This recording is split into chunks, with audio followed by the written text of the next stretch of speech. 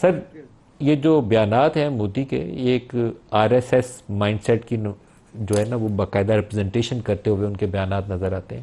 ہمیں نظر انداز بھی نہیں کرنا چاہیے اور اپنی تیاری بھی پوری کرنی چاہیے. کیا اسٹریٹجی ہونی چاہیے، کیسے اس کو اسٹریٹجائز کیا جائے؟ آپ نے خود ہی اس چیز کو ندیم صاحب بڑی اچھی طرح کور کر لیا. ان کا ماضی میں جو رویہ رہا ہے عمومی طور پہ ان کی حکومت کا اور خاص طور پہ مودی صاحب کا اپنا. دیکھیے جو شخص الیکٹڈ لیڈر ہوتے ہوئے ڈھاکہ جا کے وہ اس چیز کو فخریہ بیان کرے کہ وہ مکتی باہنی کوئی ٹریننگ میں اور مکتی باہنی کے ساتھ وہ جو ہے نشانہ بشانہ لڑتا رہا ہے ایک ریاست کے خلاف، تو اس شخص سے، یا جو شخص جس کا ہیرو جو ہے گاندھی کا جو قاتل ہے وہ ان کا جن کا ہیرو ہو، ایسے شخص سے آپ کیا توقع کر سکتے ہیں؟ وہ تو بہرحال ان کی بدقسمتی ہے، میں سمجھتا ہوں ہندوستان کی، کہ ان کے الیکٹورل پروسیس سے ایک ایسا شخص جو ہے وہ ایک بار نہیں ایک سے زیادہ دفعہ الیکٹ ہو کے وہ اس وقت وہاں ان کی جو ہے پرائم منسٹر ہاؤس میں بیٹھا ہوا ہے.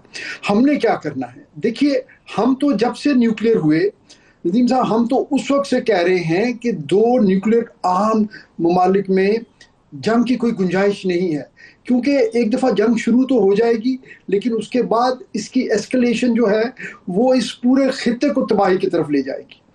لیکن ہم نے جب بھی بھارت کو دعوت دی کہ وہ کشمیر کا کو ہمارے ساتھ مین ایشو جو ہے بھارت کے ساتھ کشمیر ہے، اس کے ساتھ پانی کا مسئلہ تھا جو اب کھل کے سامنے آ گیا ہے، اور اس کے علاوہ سر کریک اور دوسرے مسائل ہیں.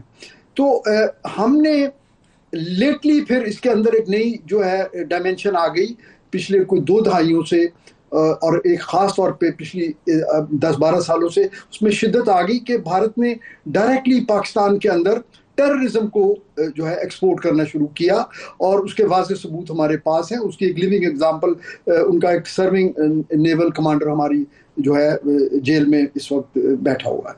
تو اب ہمیں کیا کرنا ہے؟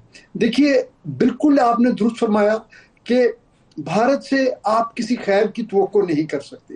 ابھی تو وہ اپنے زخم چاٹ رہے ہیں، لیکن کبھی بھی کسی وقت بھی دیکھیے جو پچھلا ایپیسوڈ ہوا، جو پچھلی ایک انٹینس وار ہوئی اور یہ پورا خطہ جو ہے وہ ایک دم سے ایک نیوکلیر تھریش ہولڈ کے قریب پہنچ گیا، تو اس کے کوئی ریشنل تو نہیں تھا نا ان کے پاس. تو اسی طرح آئندہ بھی کائنیٹک اپلیکیشن کا کوئی ریشنل نہیں ہوگا. تو ہمیں الحمدللہ اللہ پاک کا شکر ادا کرنا چاہیے کہ اللہ تعالیٰ نے ہماری حکومت کو، ہماری مسلح افواج کو، سب سے بڑھ کے ہماری قوم کو اکٹھے ہو کے اس کرائسس سے اللہ نے سرخرو کیا. لیکن سوال یہ ہے کیا یہ امن ہو گیا ہے؟ میں اس کا جواب یہ دوں گا کہ یہ بالکل امن نہیں ہے. یہ اگلے کسی بھی کائنیٹک اپلیکیشن وہ کب ہوتی ہے، یہ ان کے جو ہے نا مائنڈ سیٹ ہے. یہ ایک جیسے آپ نے کہا یہ ایک مائنڈ سیٹ ہے، اور اس طرح کے مائنڈ سیٹ کے لیے آپ کوئی پریڈکشن نہیں کر سکتے.